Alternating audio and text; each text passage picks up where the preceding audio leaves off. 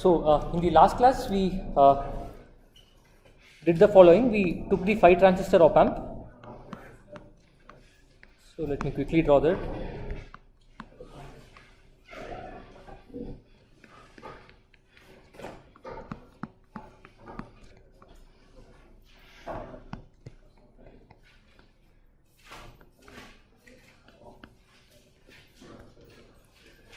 Okay.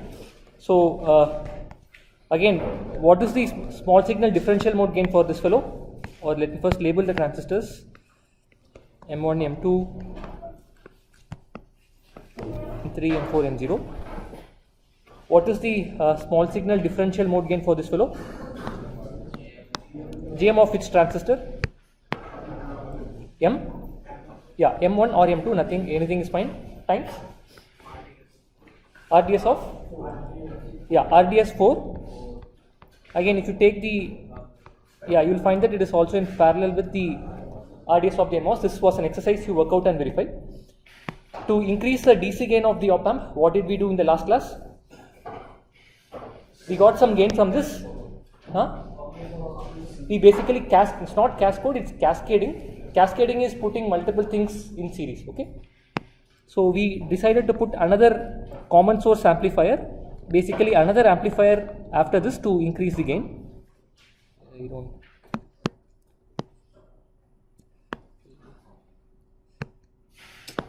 make some space. Supply. And then let's say it's biased with a constant current like this. And let's say this is M5 and the current is I2. And this is the output. So what is the effective small signal gain now? What is the overall small signal gain? So whatever I have times GM5 into RDS5. Okay, this one should be clear. And in the last class we started to look at the bias points of this fellow. So again, to brush up the same, if I just look at this portion alone, it appears as though I am pumping in a current into the drain of a transistor, and assuming that the gate voltage is automatically set to carry the current. But here it's not happening. So what happens in practice? Remember, the op amp is meant to be used in negative feedback. So let us say this is the OTA. So again, that begs a question. So this is V out. What is the negative and positive terminal if it's A and B? What is the negative terminal here? A. Again, work it out. This should be A. So I will be connecting, let's say take a simple negative feedback connection like this. So the negative side is connected like this. B is the positive side. And at the positive side, if you apply a bias voltage, so let me mark it in blue maybe. So this will be connected to VB. Fine. And now you see that there is a negative feedback around this transistor. And what are we sensing for this transistor? For biasing, what are we sensing and what is getting controlled? We are sensing the drain. We are basically checking if the current here is equal to the current in the transistor. That is obtained by sensing this voltage. And remember and notice this is getting amplified by an amplifier here. And the amplified signal is being fed back to the gate. And that controls the gate bias for this fellow. Similarly, let's say I look at M4. What is getting sensed? Remember, I want the current in this fellow to be equal to I0 by 2. So we sense the drain potential again. That gets amplified. Goes to an amplifier here. This amplifies it once again. And the amplified signal goes and controls the gate of the transistor. And M3 obviously is already negative feedback, clear. And if I look at M1, or let's say look at M2, M2, what is getting sensed and what is getting fed back? I am sensing at the drain and this is getting amplified, one more level of buffering, and it is being fed back at the source.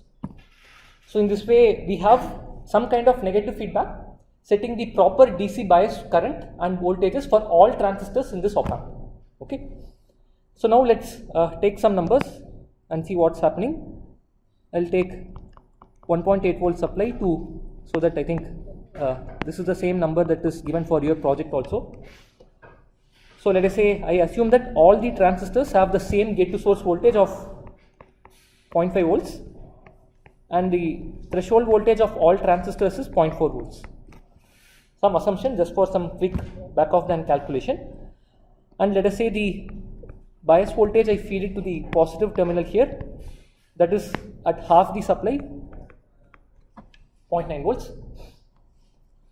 So now let's try to see what each voltage will be. So VB as I know is 0.9, so I'll directly write it as 0.9 volts.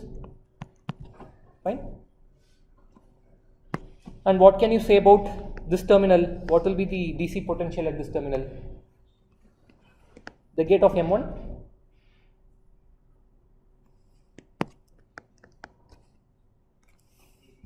Huh? Yeah, why? Remember, negative terminal is this thing. Because the op amp is a negative feedback, again let's assume infinite gain for simplicity for DC bias calculations. So this will also be at VB. So the negative terminal will also be at 0.9 volts. Okay. Let's again approximate. Cool. What can you say about this terminal, the drain of or the gate of M3? 1.8 minus? Yeah. So supply minus the source to gate voltage of the transistor, so that's basically 1.3 volts because VGS is all 0.5. Okay. So what can you say about the gate voltage of M5 then?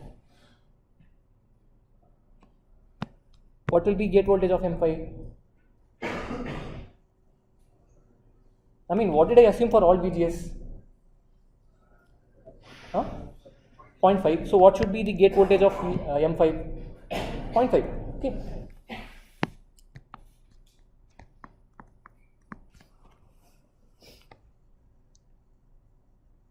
Okay. So now let's stare at M2. I see that the gate voltage of M2 is 0.9 volts. The drain voltage is at how much? 0.5. So do you think it's a nice situation to have or not so great situation to have? Why not? Yeah, now the transistor is already at the edge of saturation. So the moment I apply any small signal on top of this, we are gone, right? So it looks like this is not going to be great because because we started with the goal of increasing the small signal DC gain. That seems to be fine, but this is fine provided all transistors are in saturation. Okay, but with respect to DC bias, I find that hey, this voltage is so small that the drain voltage is becoming so low that the transistor can go out of saturation. Okay. So the problem is because for NMOS transistor, the VGS required is not so high, right? Whereas for this fellow, the drain voltage needs to be sufficiently high. Okay. Individually, both of them are fine.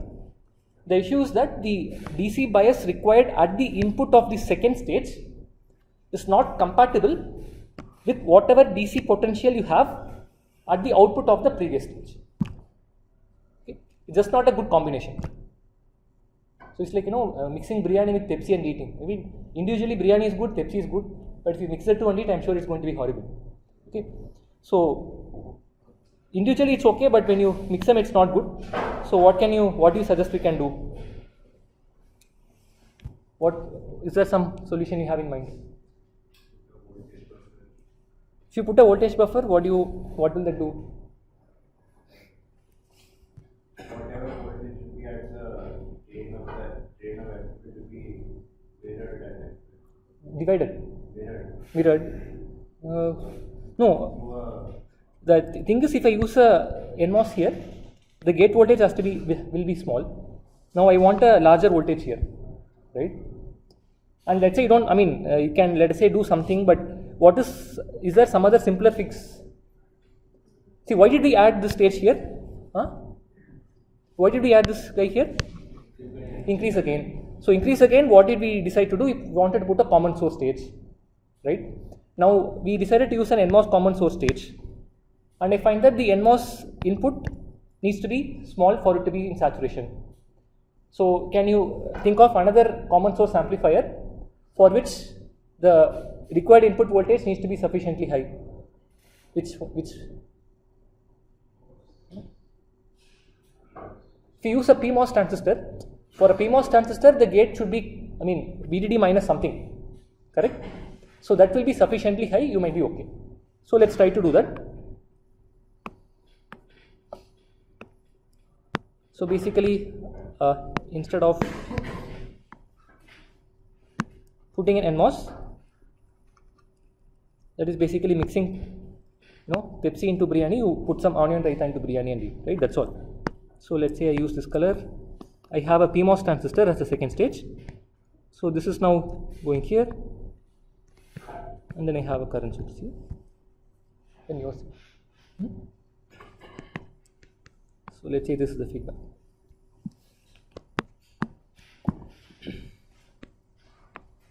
So once again, let's assume the same voltages.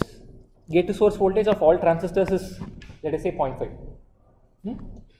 So what will be the gate voltage of M5 now?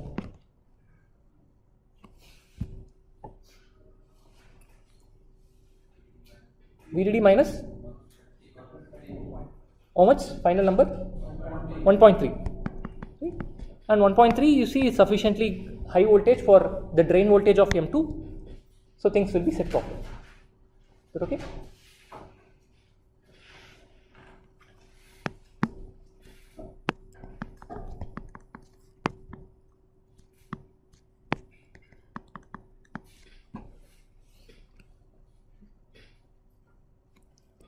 And finally, how do you realize this current source? How will you implement this current source? Okay, I mean current mirror, but let's say what will you replace this with finally? NMOS transistor. Yeah.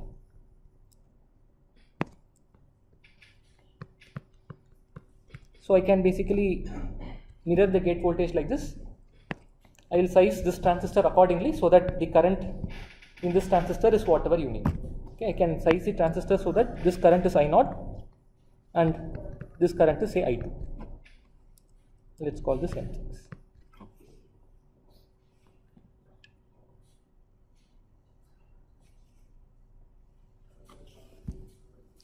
This clear?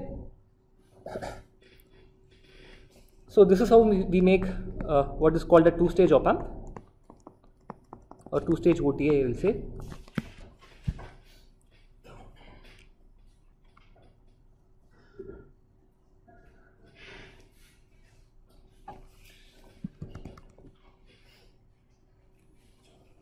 Of course, in practice, this alone as such will not work because it turns out, I mean, as of now, I assume that the op-amp is kind of, or I would say it's behaving instantaneously. That is, the moment I feed in a voltage here, things happen immediately. But in practice, nothing will happen instantaneously. What will be there? There will be some delay. So the moment you have a lot of delay in a negative feedback loop, that can become unstable. So we need to do something else. So that hopefully, probably you will see later in the course, or you will see in next semester if you take E613. So, but this is basically the skeletal picture of a two-stage op-amp. Great. So now let's actually take this fellow. Okay, copy this alone.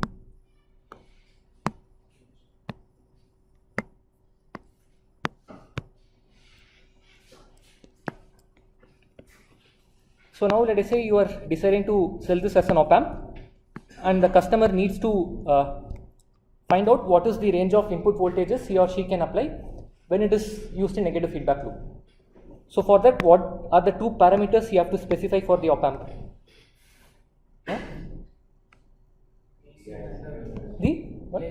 The input common mode range and the output swings. Okay? Because for op-amp that's what is finally crucial. So let's calculate that quickly. So let's look at the input common mode. So the both inputs are given the same voltage and we are trying to find what is the minimum this voltage can go and the maximum it can reach. So as usual, let's start. So if the gate voltages here are VICM, what will be the source terminal voltage? What will that be?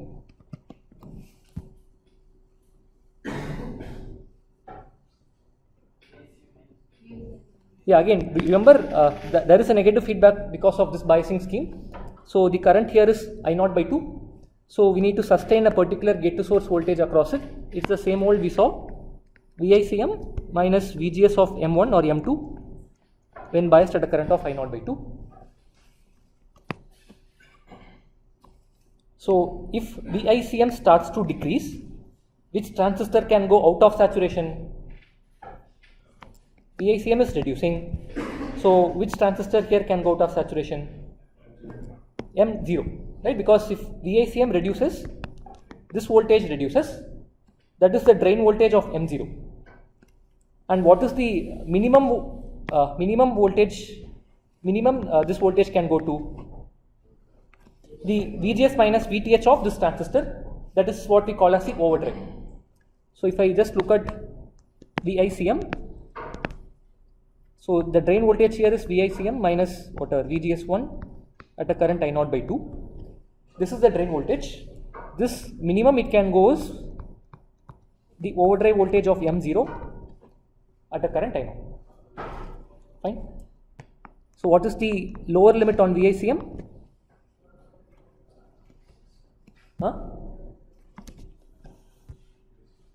Yeah, what is the, can you rearrange and tell me?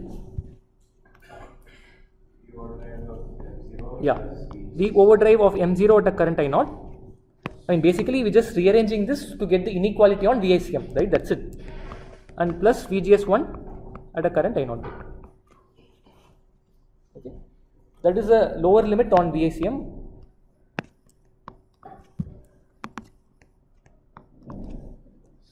Similarly, if let's look at the upper limit.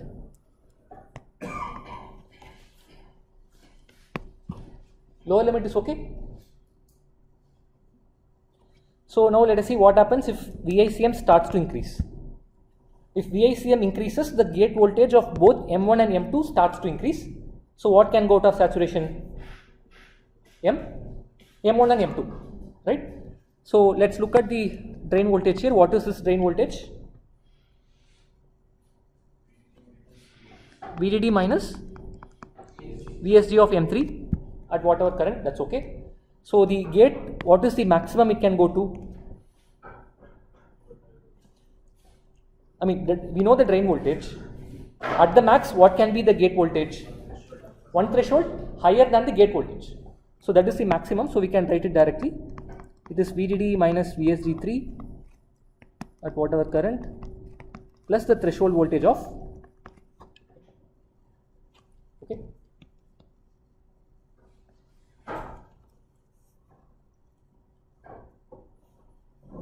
Again, remember this is the same limit we calculated for the 5 transistor op amp also. I mean, that should not be surprising because even in the 2-stage op amp, the input is still processed by the same fellow, right? So the input limits will still be the same. It is just a recap of what we saw earlier. So this is basically the input common mode range.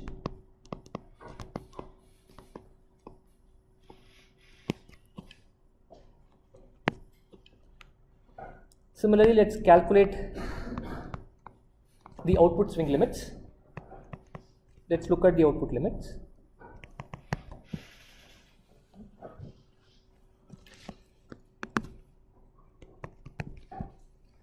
So let us say I look at the output and the output starts to drop lower and lower. So which transistor here can go out of saturation? M6. That's a drain voltage of M6. So what is the lowest Vout can reach? VGS minus VTH of M6. So that's, we'll shortly write it as V overdrive of M6. Then let us say it is biased at whatever current it is carrying.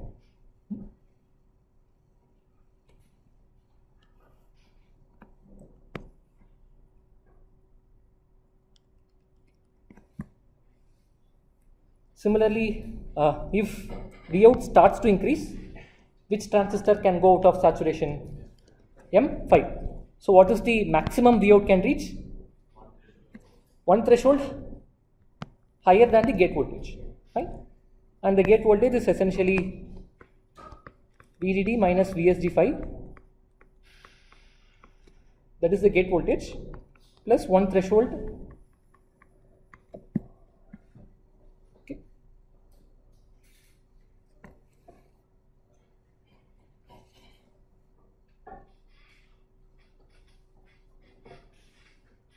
Is clear?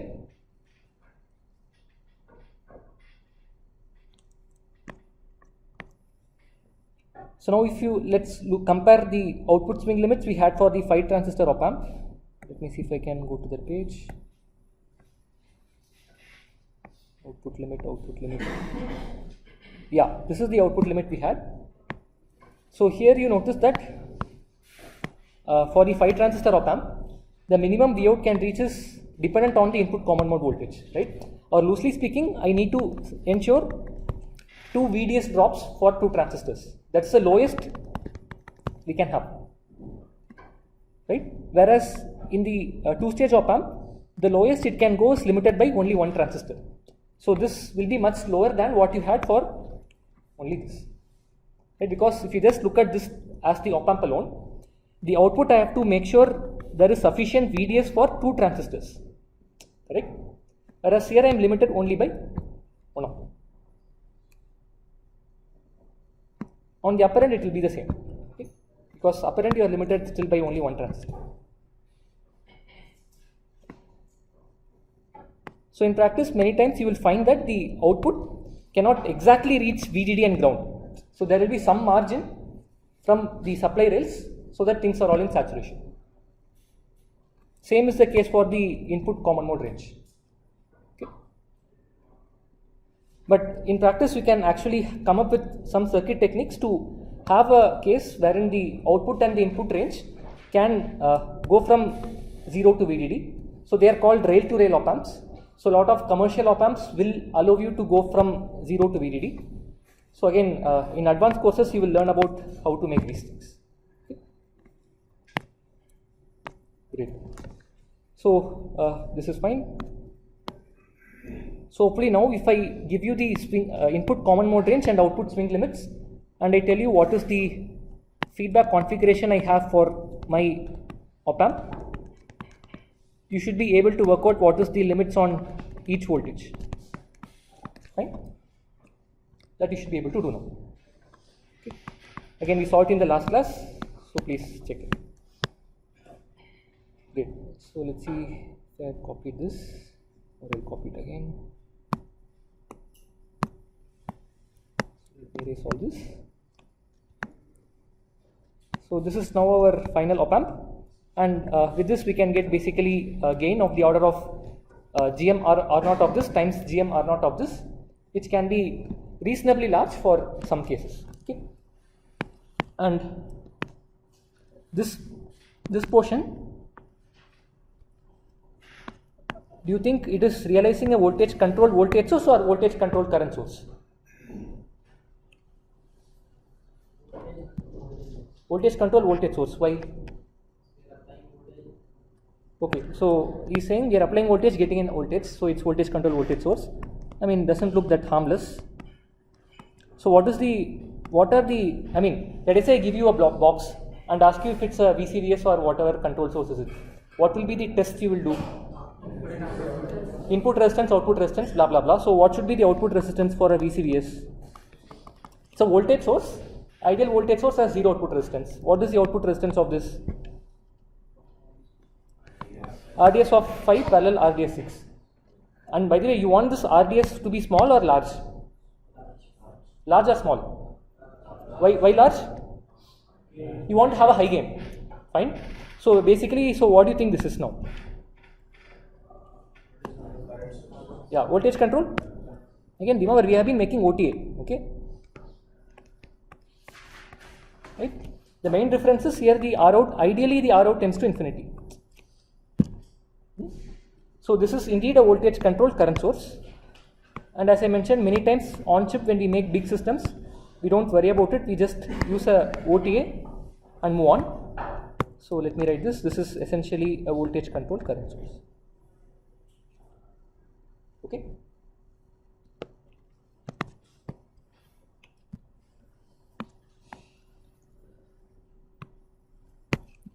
But let us say you want to sell it as a commercial op amp. In that case, you might want to make a VCVS. Okay, so VCVS, as we saw, needs to have a large voltage gain. At the same time, must provide a small output resistance. In both cases, the input resistance is infinity. Fine, there is no confusion. The only difference is in the output resistance. So two things we have to satisfy. One is to get a large voltage gain and also to have a very small output resistance as possible. So right now our job is half done. We have gotten a high small signal gain, but the output resistance is small. So I need to do something so that I'll call something else as my final output, and that should have both properties. This should have the same voltage gain as this point, but it should have a small output resistance. What do you think I can put in between? A source follower, that is basically a voltage controlled voltage source with a gain of approximately 1. Fine. So here I can use anything common, NMOS or PMOS, doesn't matter. So let's say I use an NMOS source follower. So ideally you want to have a current source, and you do this. Okay. So the output will now be tapped from this point.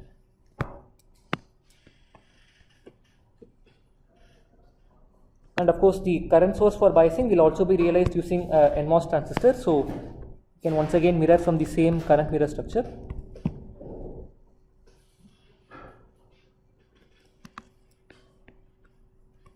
Okay. So this entire thing is now behaving like a voltage controlled voltage source, the properties you want from a good op amp.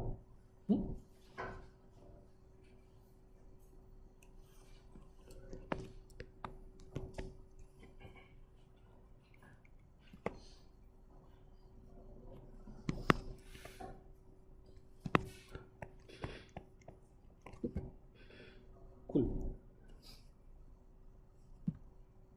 So maybe one thing we can do here. So let's just look at the input common mode range and the output swing limits for this thing. Okay. So here if I calculate the input common mode range, do you think it will be different or it will be same? It will be same. I don't touch this fellow. So what will change? Only the output swing limits will change. So let's quickly look at the output. So this is V out. So what is the minimum the V out can go to? Let's give some names. So let us say this is M7, M8. Okay. If this voltage starts to drop, which transistor can go out of saturation? M8. Okay. So what is the lowest the V out can drop to? The overdrive voltage of M8 at whatever bias current it has. Okay, I'll just call it I8. I don't know what is it. Something. This much should be clear. So at the lower end, it is very similar to what we had when I tapped the output from this point, right? No change. Let's also look at the upper end. Let us say now my V out starts to increase. Which transistor can go out of saturation? Why M7? What? Okay. Okay. He's saying if the source voltage increases, the gate voltage is something, source voltage increases, things will go out of saturation. But how is the gate voltage getting defined here? Back to square one. So once again, it looks like I have done the same thing. Gate voltage is something. So, but what do you said? What do you think determines this drain voltage? Huh? For anything and everything, answer seems to be feedback, right? Because finally you are supposed to do this, use this damn thing in a negative feedback. So let's do that. So let's put this. Fine. So now let us say if this voltage is some VO, what will be this voltage?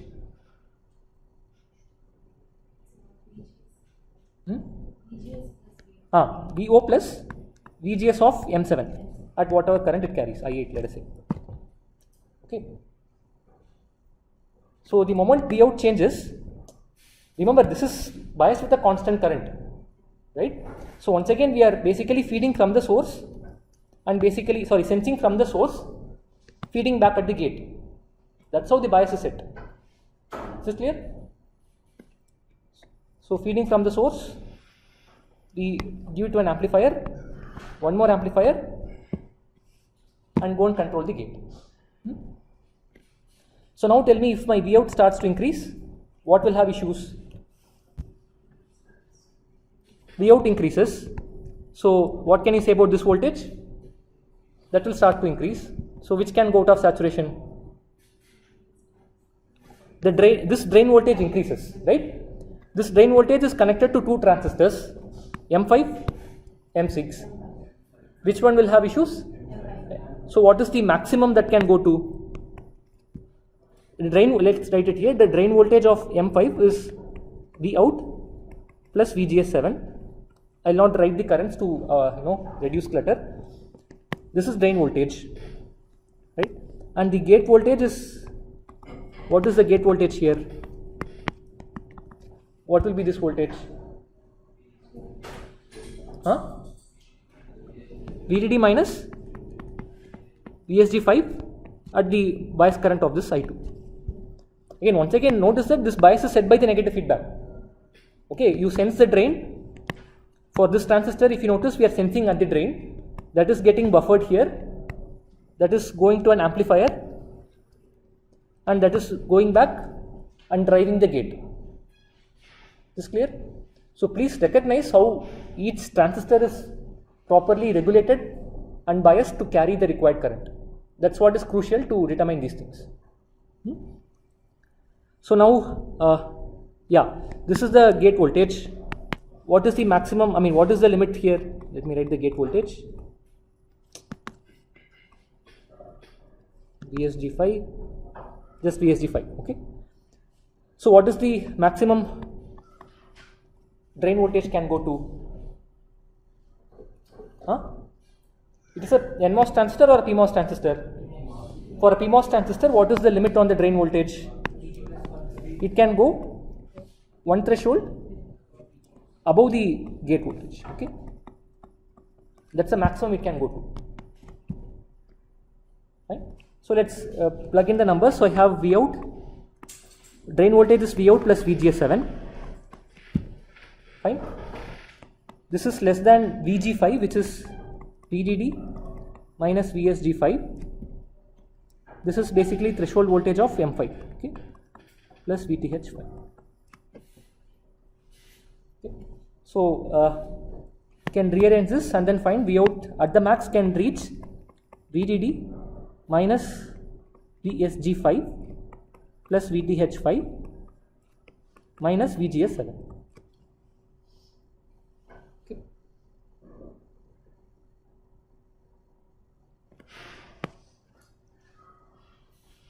Is clear? Now earlier, if you compare it, you would not have gotten this term in the limit.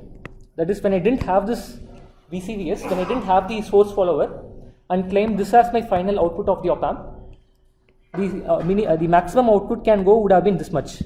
Okay, but right now you see that I need to maintain a VGS across M7, so that is also limiting the swing limit. So the maximum I can go is smaller than what I had before.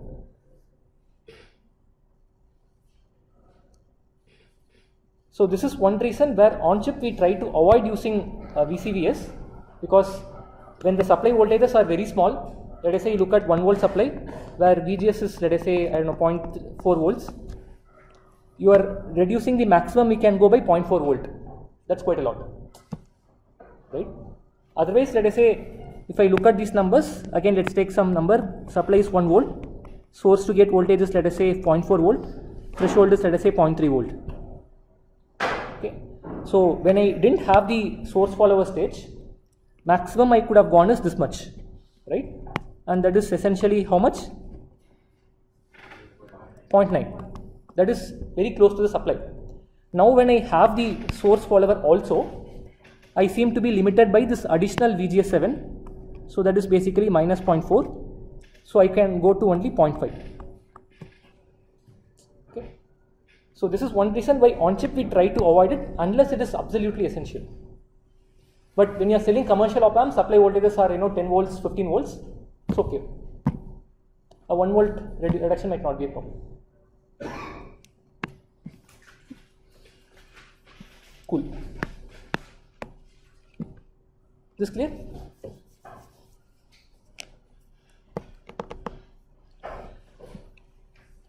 So again, this is the skeletal structure of how you might make an op-amp in practice. Again, this as such will not work because of stability issues, but just at the DC operating point, from the DC operating point of view, this is the actual. Great.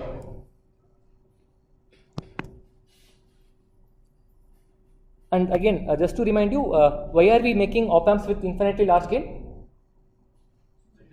To be used in negative feedback. I'm sure you would have been introduced to negative feedback as a general principle, and there you might have gotten motivated that you need to take the difference between two signals amplified by a large amount, and that's where the need for op-amp arose, and that's where we started and we are right now. Right? So let's actually go back to negative feedback and look at it in a bit more detail. So the classic model is this. I'm sure you guys have seen this in circuits course, control theory course and whatnot. So let us say the forward amplifier has a gain of A. The feedback factor is beta. I'll avoid using F so that sometimes it can get confused with frequency. So I'll try to use beta. So if this is V in and V out, what is V out in terms of V in? I'm sure you guys know. Hopefully I don't have to derive it. You might have seen this, hopefully, in one class or the other, in one form or the other. Okay? This is A by 1 plus A beta. Okay. And yeah, let's write it here. V out is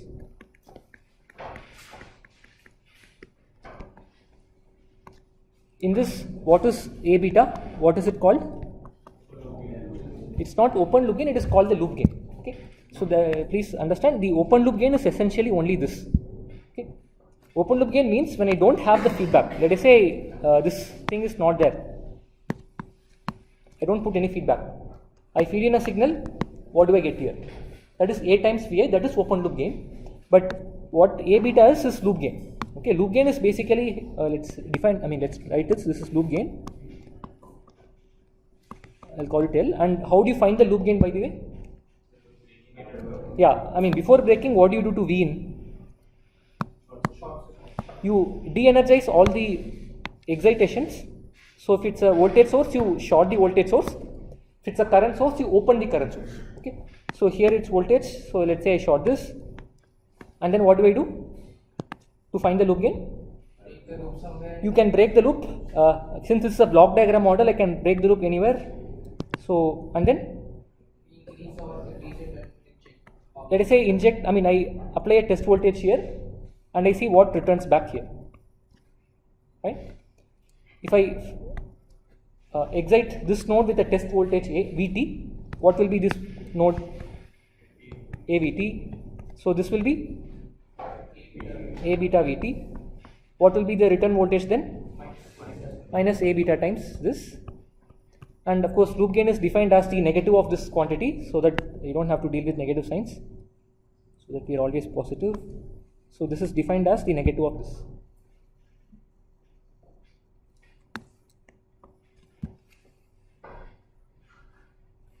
So in general, we write the output like this. We can write it like A by 1 plus the loop gain, or we can write it as A beta by beta.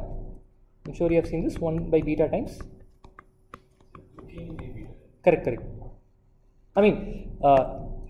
Yeah, okay, let's not get, loop gain is A beta, you're right. So what I meant is, this is defined as, thanks, the negative of the return voltage by the test voltage. That's what I meant. Loop gain is A beta, the negative of VR by Vt is defined as loop gain. That is basically A plus A beta. So this is how you typically try to write the closed loop gain. Right? I'm sure this is not very alien to you. You should hopefully jog back some memories. Great. And by the way, how do you determine whether this is a negative feedback loop or a positive feedback loop? Yeah, one straightforward thing is to see the sign of this. It's negative feedback, but the foolproof way is let us say, maybe I have to copy paste this. So let's say, I'll do it here itself. So you increase, let us say, some node potential. If this increases, let us say at this point this node increases, what will happen to this node? That will also increase. So what will happen to this node? That will also increase. So what will happen to this node? That will reduce. So whatever change that you had put into the loop that is getting suppressed, that's basically negative feedback. Okay. So this is indeed negative feedback. And if I were to make it into a positive feedback loop, what do I change here? Sign of what? This becomes positive feedback. And by the way, historically, what do you think was invented first? Positive feedback or negative feedback? Yeah, why? Okay, it turns out positive feedback was the one invented first, because the reason was this, right? Because if, let us say, it's positive feedback, right? What is the V out in terms of V in? Yeah, only the sign has changed, so V in times A by 1 minus A beta, right? So let's say now I take say A of 10 and say beta of say 9 by 100, right? So what will this be? 10 by 1 minus 10 into 9 by 100. What is this? 100, right? This is 10 by 0.1, 100. So this was a great way to get a very large gain from an amplifier with a small gain.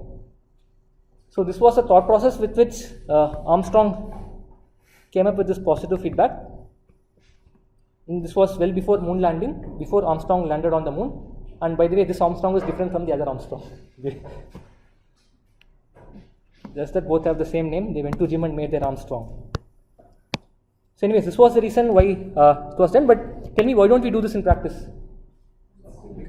Yeah, as you know, this kind of has stability issues, and he quickly recognized it and then found that this can actually start to oscillate.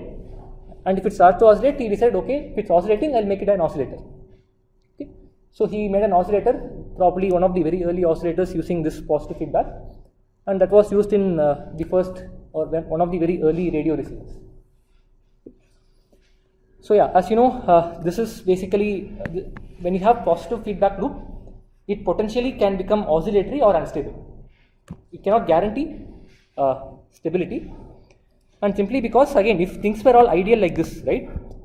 Because the way I have written this triangle things, it means that when I apply a signal here, instantaneously A times that signal appears at the output. But in practice, there is going to be delay, and that delay is what will cause stability. Yeah, so this is positive, and it turns out after 40 years later, a different guy, Harold Black, so he came up with negative feedback. Of course, he was trying to solve some other problem. He was, I think at the time they were trying to have this large transatlantic cables, telephone lines basically, laid out over very long distances, and when you have long cables, signal gets attenuated heavily. So they used to have repeaters at every periodic space. Repeater is essentially an amplifier that boosts the signal. They found that when they have so much of repeaters, things became more non-linear. It was a lot of distortion was added. So he was scratching his head for 5-6 years or maybe 10 years to reduce the distortion. And it turns out one fine day when he was taking a ferry ride, suddenly this idea struck him, wrote it on some newspaper, and then went to his office and then patented it. Okay. Of course, the reason he came up with this was to reduce distortion, and why it reduces distortion is, we'll not look at this course. We'll look at next semester if you are taking E613. But for now, for us, the feature of negative feedback is this. I know V out is V in times A by 1 plus A beta. So which means if I have a very large gain, how can I approximate this as? If A is very large, how can I approximate this to be 1 by beta, right? So as long as I have a very large gain, it doesn't matter what the exact value of A is. So if it changes a bit also, this closed loop gain doesn't change. So that is one feature we try to use for negative feedback. And let's do it like this. So when A tends to infinity, and in particular we say that when the loop gain tends to infinity, right, the output voltage tends to 1 by beta times V in. Okay. And what can you say about this voltage VE? That will tend to 0. Why? Yeah, why should error go to 0? Infinite gain? Yeah, he's saying this is infinite, so yeah, he's saying, yeah, so basically the argument is infinite gain, so this has to be finite so that the product is finite, right? But I mean, is that the only thing or something else is also need to be satisfied? Okay, maybe I'm confused. What I'm saying is, I mean, it is not, this is not the only condition, right? So for example, I can take the same amplifier, infinite gain, and put it here. So do you think V will be 0 here? No. Huh? There needs to be negative feedback. Okay, because mathematically, the reason why we say this to be 0 from mathematical point of view is, we know V out is finite. If this number is finite, infinity times 0 can only give finite number. So underlying assumption is the output voltage is finite, and that can be guaranteed only with positive or negative feedback. Only with negative feedback you can at least try to make it stable. Okay, so this VE0 comes with a asterisk. So main thing is, if and only if you have negative feedback, and strictly speaking that alone is not enough, the negative feedback loop must be infinite gain. But can you say anything about the stability of the loop? Can it be unstable? I mean, if it's unstable, what will happen to V out? Assume an ideal amplifier. If it's unstable, what will happen to V out? It will start to blow up. Then output is infinity, this can be infinity also. So the condition is negative feedback loop must be there. At the same time, this should be stable. Okay. Only under this condition you can basically argue that this error is 0, and of course on top of it I should have infinite gain, right? Infinite, I will say loop gain. So these two conditions have to be satisfied for you to claim that the error voltage is 0. Okay.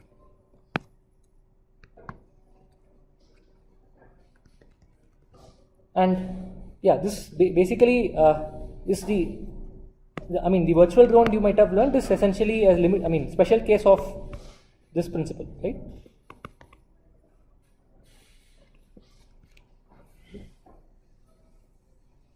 So next time, if you in an interview, if the interviewer asks why do you use virtual ground to solve this question, your answer should not be because I have infinite gain. That alone is not enough. It is because you have infinite gain, put it in a negative feedback loop which is also stable. Most likely, in most cases the loop is stable, so we assume it's stable and go on. So if it's negative feedback and you have infinite loop gain, you can argue convincingly that this has to be 0. Great. So actually let me, I'll copy this alone.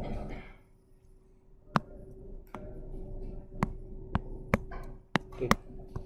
So typically the closed loop gain we get when the loop gain tends to infinity. I'll denote it as H infinity. Okay. Which means I can write the actual output like this, H infinity times the loop gain by 1 plus 2. Because again it's not clear, so what I am doing is beta by beta. So this is V in times 1 by beta times the loop gain by 1 plus loop gain, and in our model 1 by beta is the ideal closed loop gain when the loop gain is infinity. Fine. So this I have replaced as H infinity times the loop gain by 1 plus loop gain. Okay, this is, let us say, V out by V in.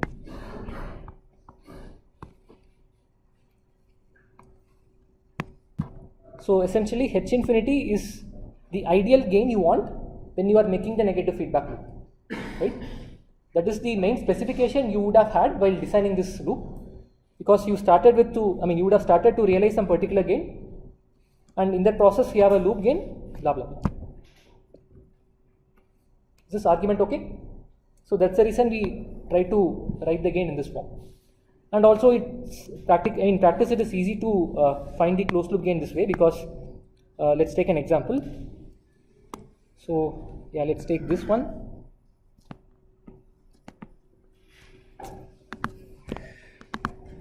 Let's take, okay, well, you know why it's wiggly, but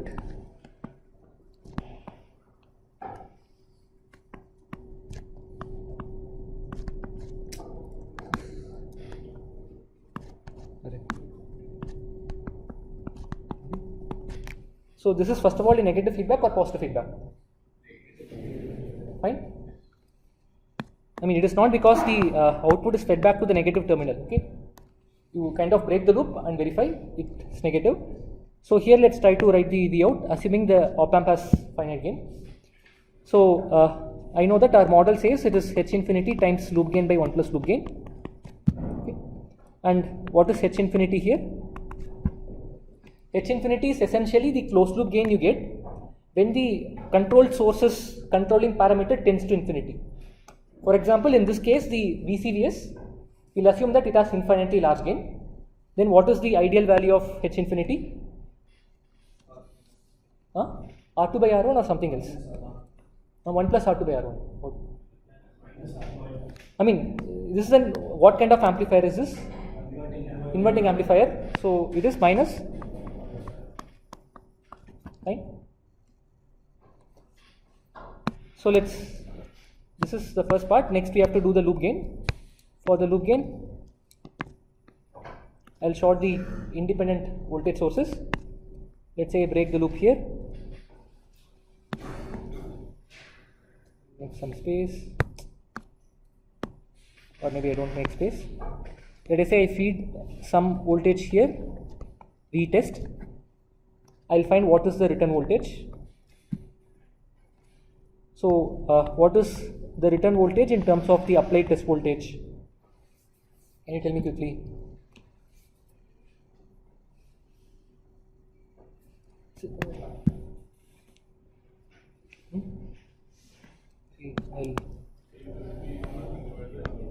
Sorry, what?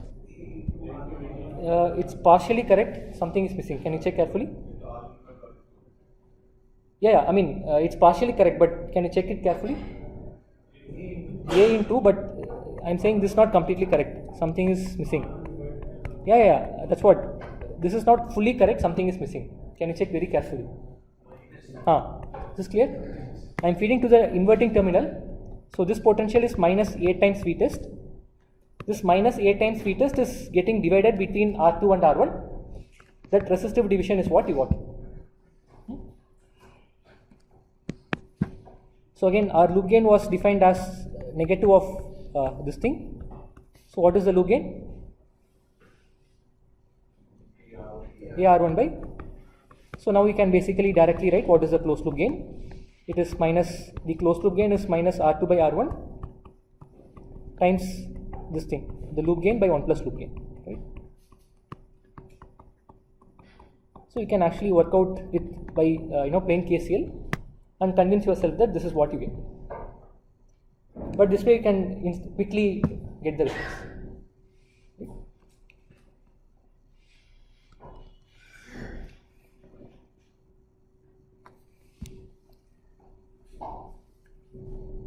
Any confusions here? So two steps. You first the H infinity.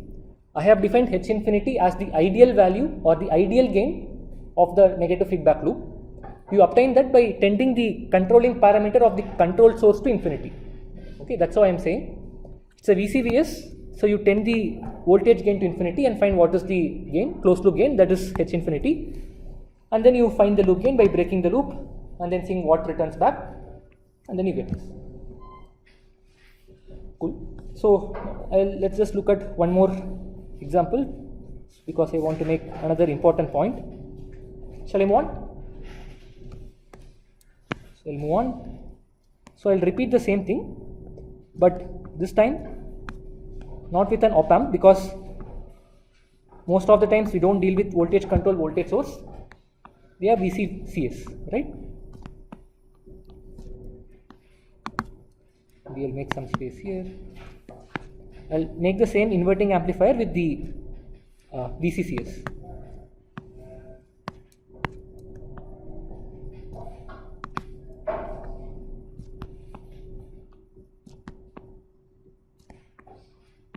Okay. Again, same R1, R2. This is a voltage controlled current source, which means its transconductance is GM. Let's assume that its intrinsic output resistance is infinity.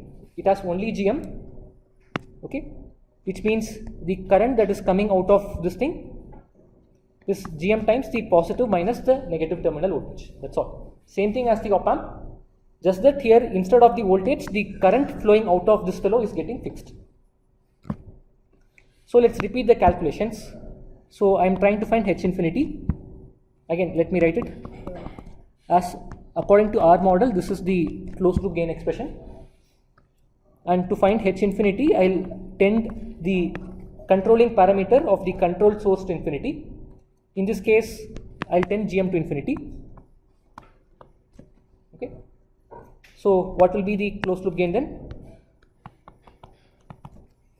How will you find?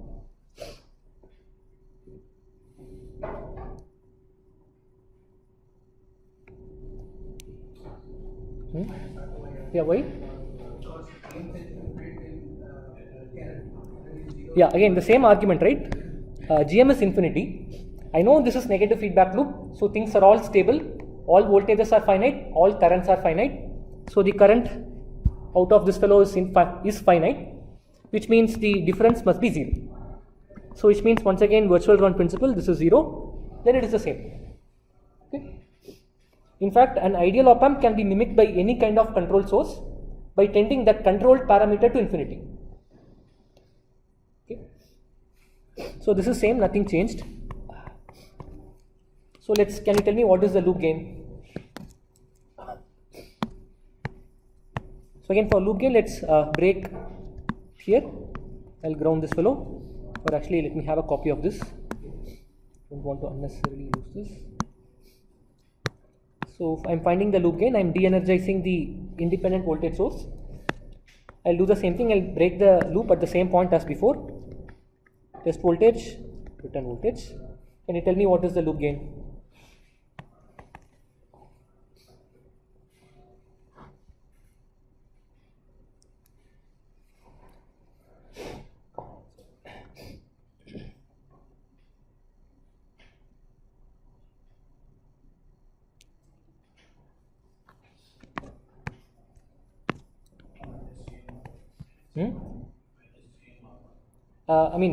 Basically loop gain is minus of VR by VT. So this will be actually plus GM into R. Okay, this is fine. So again, if I apply VT here, what can you say about the current out of the OTA? Minus GM V test. Now this current has no other path to flow besides this. So the entire current will basically flow here. So which means the return voltage is the voltage drop across R1. Current flowing is minus GMVT. Resistance is R1. So you get VR by VT to be minus GM_R1, and the loop gain is negative of this, so it's plus GM_R1. So let's write the closed loop gain now. So the closed loop gain should have been minus R2 by R1 times the loop gain GM_R1 by 1 plus. Fine. This is what we expect. So now I'll ask you to do one more calculation. So I'll actually take you to next page. So I'll write it here. The gain we calculated was minus R2 by R1 times GM_R1 by 1 plus GM_R1. Okay. Now just solve this circuit and tell me what is V out under the condition GM is equal to 1 by R. Okay. GM is finite. You just use plain KCL I am giving a condition that Gm is 1 by R2. Can you calculate what is V out?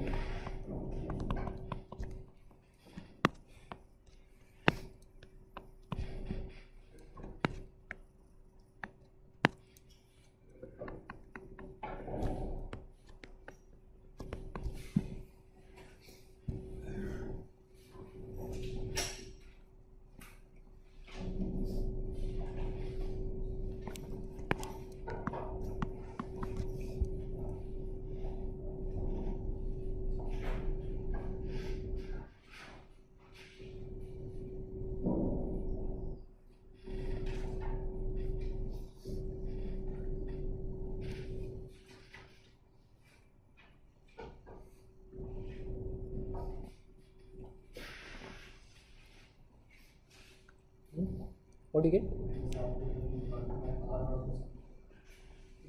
Minus, no, that's not correct. Minus R2 by, that doesn't look correct. Can you check?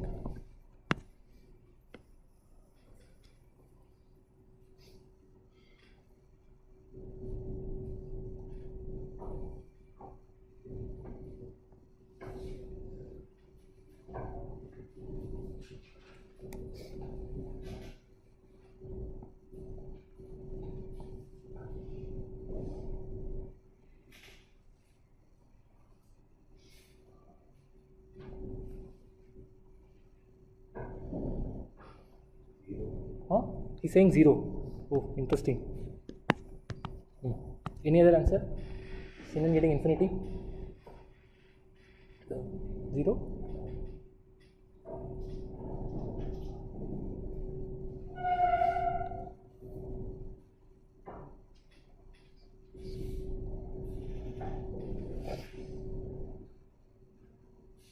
Okay, if you got 0, now think, right? If you put it here, do you get it 0?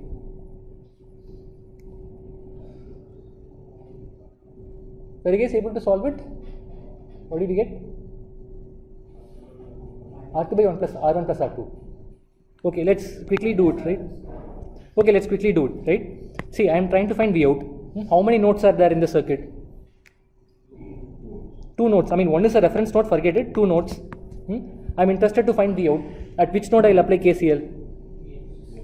I mean, I'm interested to find V out, man. Which node I'll logically apply KCL first? V out. So let's do that. What is the current in this direction? No. I mean, apply KCL, right? The current in this branch is the current through the resistor.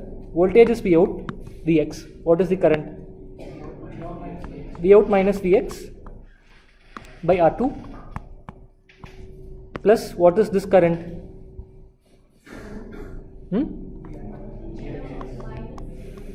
Think about it. This is minus GmVx, opposite direction plus GmVx. This should be equal to what? 0. So now you solve for this. I told Gm is same as 1 by R2. So I get V out minus by R2 plus I will replace Gm as 1 by R2. So what do I get for V out? Fine, that's all. Is okay? I mean, that's the thing. That's why I asked you to not use this and asked you to calculate from here. That's the question. He asked me the question. I'll post it back to everyone. So looks like, if I put Gm as 1 by R2, I don't get 0 from this expression. Correct? So let's ponder on this for the rest of the class.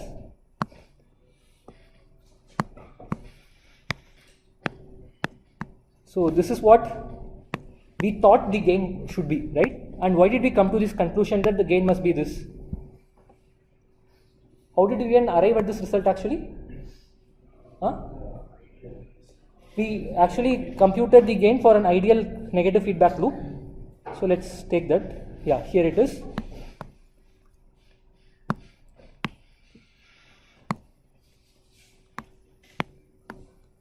Okay, so here is the ideal negative feedback loop. And for this one, we computed properly and verified that this is indeed h infinity into L by 1 plus L. Right? Now, what did we do? We thought this models this circuit and applied this formula, and we got this. and we find that it is not matching the actual result. So in this logical progression of steps, what is the problem? At what step we made a logical error here? I mean, sorry? No, I mean, there is no infinity factor, right? I didn't assume anything. This is the actual gain, right? Remember, this was a beta by 1 plus a beta times 1 by beta. 1 by beta is our h infinity, right? In general, h infinity is something, in this case, it's 1 by beta. So this is exact. I mean, for this model, this closed loop gain is exact. There is no error. So let's look. This is a logical reasoning problem, right? Think about it. I have exhibit A. Okay. I find that the closed loop gain is exactly this. This is step 1. There is no problem. What I do, I took the second. Then I look at this circuit, and I thought this models my circuit, and then I try to use the same formula here. So here is where and then I find that the thing is wrong. So where in this argument I went wrong? Huh?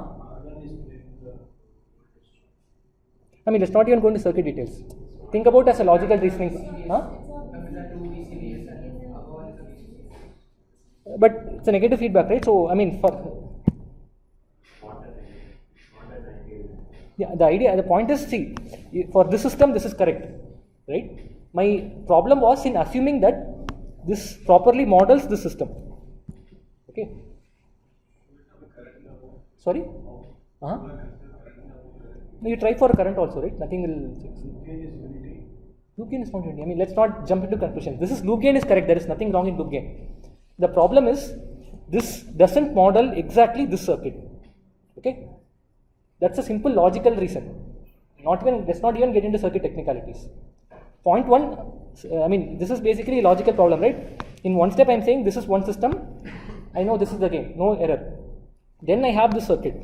What did I do? I thought this is my model for the circuit and then applied the formula here. So the problem is assuming that this is my model for the circuit. And you can actually quickly verify what's the issue, right? For example, if I make, let us say, the forward path to be 0, right? That is, if I make A to be 0, right? What will happen to V out? V out is 0, clear? Whereas here I take the same control source and make GM to be 0. What will happen? If GM is 0, what can you say about the current? 0 current is what? Open circuit. So it's not playing a role at all. So what is V out now? V out is? No. This is V in. What is V out? Why? Yeah, no, it's an open circuit here. No current can flow through this. V out is MSB. Right? So here I see that when I make GM to be 0, that is technically I'm making the loop gain go to 0. Correct? When I make GM to 0, my loop gain was GM R1. The loop gain went to 0, but the output is not 0, it is V in. Whereas here when I make the loop gain to be 0, the output goes to 0. So from here it should be obvious that this is not the exact model for this. Okay. Because if you see this, okay, copy this. And I'll also take this thing.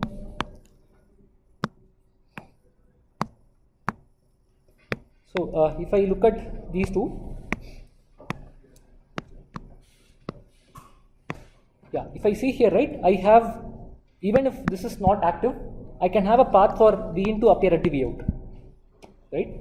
That's because essentially the resistors you see, they are providing feedback, but ideally you want only conduction in this direction, clockwise direction, right? From right to left is what you wanted the circuit to fit signal back. But a resistor is a poor thing, it doesn't know anything. It can conduct from left to right or right to left. So it is not only providing the feedback, but it is also providing a forward path for V in to appear at V out. Okay. Is this clear? I also have conduction in this path, but ideally I would have preferred to have only in this path, right? Feedback from output to input is what I would have wanted. but I mean with resistors you can't say anything. So you can have both ways. So this is not the right model. So in fact now to make this model better, you need to consider this feed forward path. So a better way to model the negative feedback loop is this. You can add an additional path, say some H0, and then add it here. Right? Basically I am providing an additional path in a direct feed forward path from the input to the output. Maybe I'll draw it in a different color so that it's clear.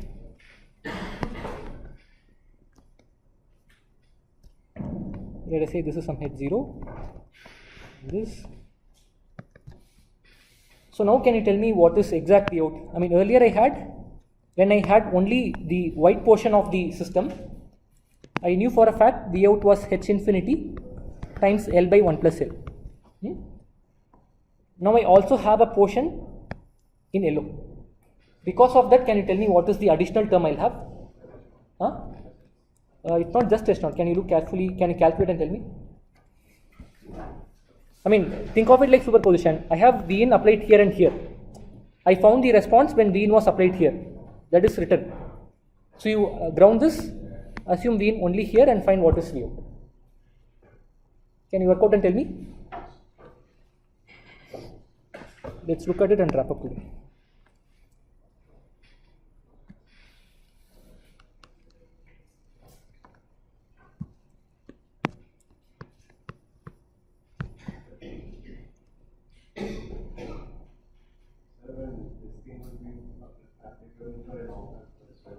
We'll come to that. Yeah, next I'll do that. Yeah.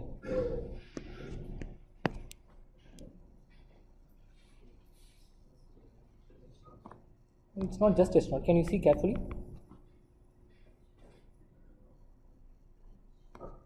Into something should come.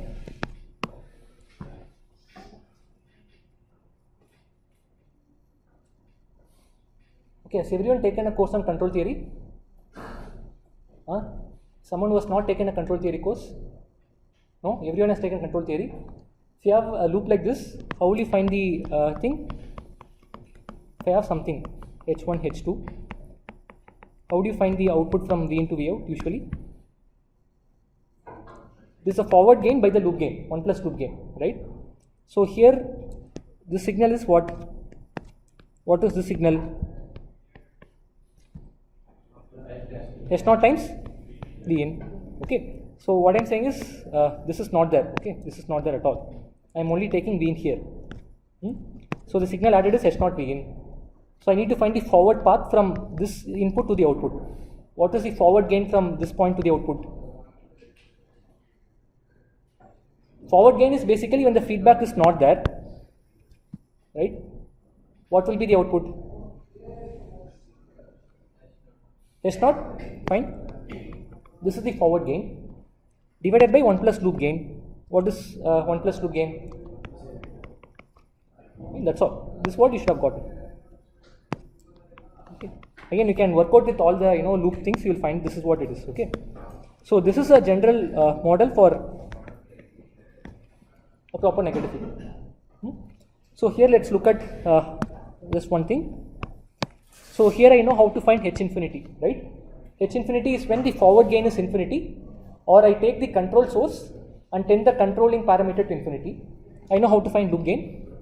So from this expression, can you tell me how can I find H0? A simple experiment I can do to find H0 alone. I mean, if this expression needs to evaluate to just H0, what is the value I should plug in? L equal to, right? S0 is essentially, I will define it as the closed loop gain when loop gain is 0. Similarly, H infinity is defined as the closed loop gain when L tends to infinity. So this is a more generalized form to take into account the feed forward path. So let's quickly look at our inverting amplifier with GM and wrap up today. So I'll copy paste this quickly. Just give me a couple of minutes so that we can finish this and move on. Yeah. So now I have written only this term. Now I want to find the second term. So tell me what will be H0. How will I find H0? To find H0, what should I do?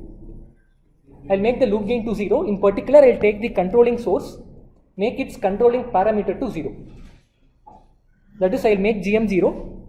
If I make GM 0, this is not there. We already know what is V out? V in. So that's basically 1, right? By 1 plus loop gain. That's all. So if you simplify this, what do you get?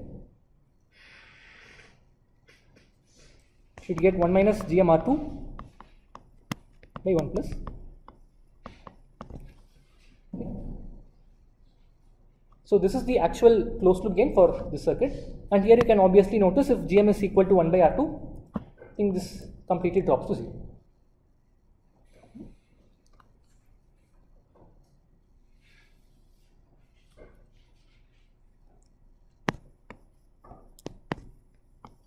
And one last thing. So remember, this issue was not there when I had. Where is it? Seriously? Yeah, when I had an op amp like this. Okay. So what do you think is the difference here? Here don't you think the input can feed forward from the input to the output? It is still doing. So what's the specialty about op amp?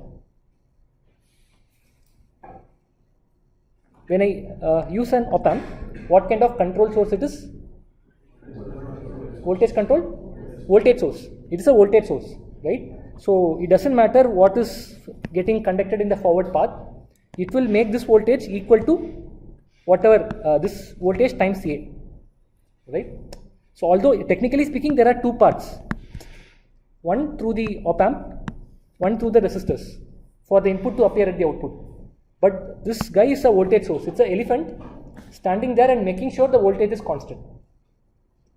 So only this path will dominate, and even though this is kind of providing a feed forward path, that will not matter because this will sink in or source any amount of current to keep this voltage constant. Okay. Whereas when I replace this with an OTA, which is what we did here, that is not possible because here voltage is not getting fixed, only the current is getting fixed, and the two currents are getting added here, and here both of them. Okay. So this is one minor thing you should be careful in practice, especially because of the bilateral conduction of the passives. Okay. So I'll stop here.